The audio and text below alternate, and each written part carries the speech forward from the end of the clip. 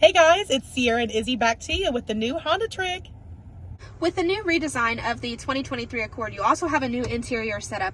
In your vehicle, you actually have a profile that you can keep all of your customized features specifically set to you. This will be the start screen of how to set that up. Pick whichever language is best for you. I'll go ahead and leave English. Then set up profile, then put in your name. Go ahead and put myself in here. Okay, and then check mark.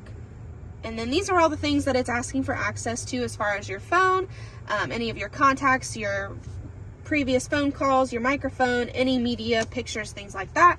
Go ahead and hit accept. And then you are able to put a lock on your profile just in case you don't want anyone else to access your settings. For time's sake, we'll go ahead and hit no.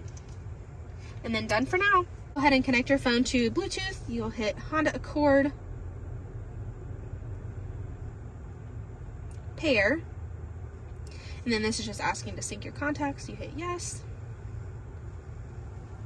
And then just making sure I'm the priority device in the vehicle. You can hit yes as well. And then allow Apple CarPlay, also yes. Go ahead and hit that Apple CarPlay there. And now you're connected to Apple CarPlay.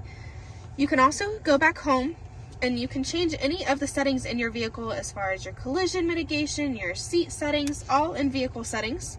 It is a little bit different setup in this car. You can have it side by side or change view and have a scroll list. You can change your meter setup, your door setup, lighting setup, however you want for your specific person will stay on your profile. You can also, if you hit menu, change the color of your little digital car here to match the vehicle color on the outside. Guess we'll have to share some more next week. See you then.